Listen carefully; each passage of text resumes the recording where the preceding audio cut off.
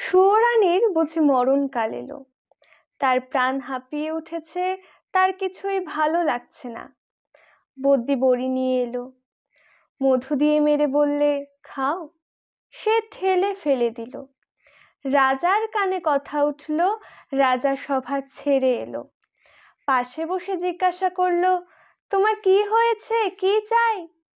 সুয়োরানী বললে, তোমরা সবাই যাও, কেবল আমার শ্যাঙাতনিকে ডেকে দাও।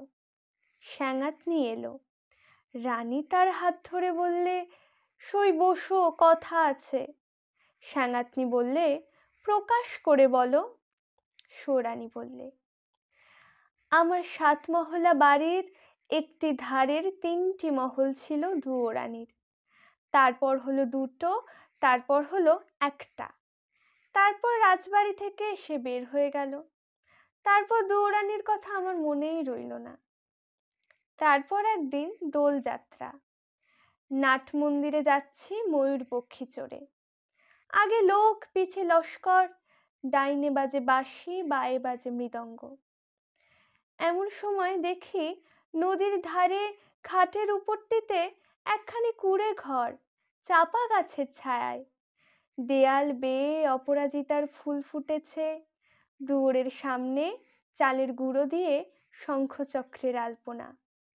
ছত্রধারিণীকে শুধলেম, আহা, ঘরখানি কার?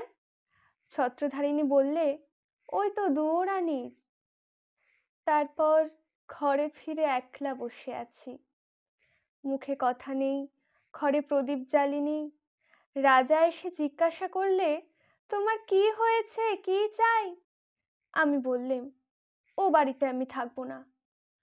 রাজা বললে, আচ্ছা বেশ, আমি তোমার জন্য কোঠা বাড়ি বানিয়ে দেব, গজদন্তের দেয়াল দিয়ে, যার মেঝেটি হবে দুধের ফেনার মতো সাদা, তার কিনারে মুক্তো আর ঝিনুক দিয়ে এঁকে দেব পদ্মের মালা।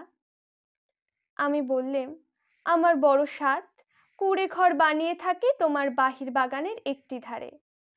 রাজা বললে, আচ্ছা বেশ, তার আর ভাবনা কি? কুঁড়ে ঘর বানিয়ে দিলে।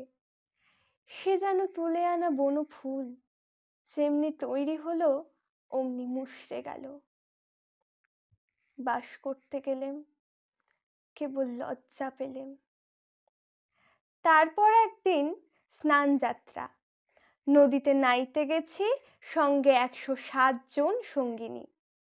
নদীর মধ্যে পালকি নামিয়ে দিল, বেশ স্নান হলো। স্নান সেরে ঘরে ফিরছি, পালকির দরজা একটু ফাঁক করে দেখি, এ কোন ঘরের বউ গা, যেন নির্মাল্যের ফুল। হাতে সাদা শাখা, পরনে লাল পেড়ে শাড়ি, স্নান সেরে ভিজে ঘড়ায় জল তুলে আনছে। সকালের আলো তার ভিজে ঘড়ায় এবং ভিজে চুলের উপর পড়ে ঝিকিয়ে উঠেছে। ছত্রধারিণীকে শুধলেম, মেয়েটি কে, কোন দেব মন্দিরে তপস্যা করে? ছত্রধারিণী বললে, চিনতে পারলে না? ও তো দুয়োরানী। তারপর ঘরে ফিরে একলা বসে আছি। ঘরে প্রদীপ জ্বালিনি। রাজা এসে জিজ্ঞাসা করলে, তোমার কি হয়েছে, কি চাই? আমি বললেম, আমার বড় সাধ, রোজ সকালে নদীতে নিয়ে মাটির ঘড়ায় জল তুলে আনবো বকুলতলার রাস্তা দিয়ে। রাজা বললে, আচ্ছা বেশ।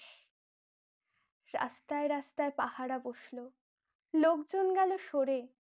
সাদা শাখা পরলেম আর লাল পেড়ে শাড়ি। স্নান সেরে ভিজে ঘড়ায় জল তুলে আনলেম। দুয়ারের কাছে এসে ঘড়া আছড়ে ভাঙলেম। যা ভেবেছিলেম তা হলো না, কেবল লজ্জা পেলেম। তারপরে একদিন রাস যাত্রা। সমস্ত রাত নাচ হলো, গান হলো। পরদিন সকালে হাতির ওপর হাওদা চড়লো। পালকি করে ঘরে ফিরছি, দরজা একটু ফাঁক করে দেখি এক নবীন কিশোর, চুড়োয় তার বনফুলের মালা, হাতে তার ডালি, তাতে নিয়ে চলেছে শালুক ফুল, বনের ফল, ক্ষেতের শাক। ছত্রধারিণীকে শুধলেম, কোন ভাগ্যবতীর ছেলে পথ আলো করেছে? ছত্রধারিণী বললে, ও তো দুয়োরানীর ছেলে, তার মায়ের জন্য নিয়ে চলেছে শালুক ফুল, বনের ফল, ক্ষেতের শাক। তারপর ঘরে ফিরে একলা বসে আছি, মুখে কথা নেই, ঘরে প্রদীপ জ্বালিনি। রাজা এসে জিজ্ঞাসা করলো, তোমার কি হয়েছে, কি চাই? আমি বললেম, আমার বড় সাধ, রোজ খাবো শালুক ফুল, বনের ফল, ক্ষেতের শাক, আমার ছেলে নিজের হাতে তুলে আনবে। রাজা বললে, আচ্ছা বেশ, তার আর ভাবনা কি? সোনার পালঙ্কে বসে আছি, ছেলে ডালি নিয়ে এলে, তার সর্বাঙ্গে ঘাম, তার মুখে রাগ, ডালি পড়ে রইল, কেবল লজ্জা পেলেম। তারপর থেকে আমার কি হলো কে জানে, মুখে কথা নেই, ঘরে প্রদীপ জ্বালি না। রাজা এসে রোজ জিজ্ঞাসা করে, তোমার কি হয়েছে, কি চাই?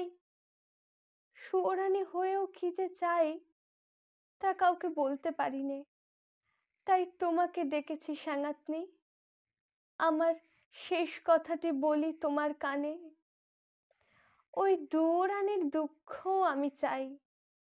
সাঙ্গাতনি বললে, কেন বলো তো? সুয়োরানী বললে, ওর ওই বাঁশের বাঁশিতে সুর বাজলো, আর আমার সোনার বাঁশি কেবল বয়েই বেড়ালেম, আঁকলে বেড়ালেম, বাজাতে পারলেম না।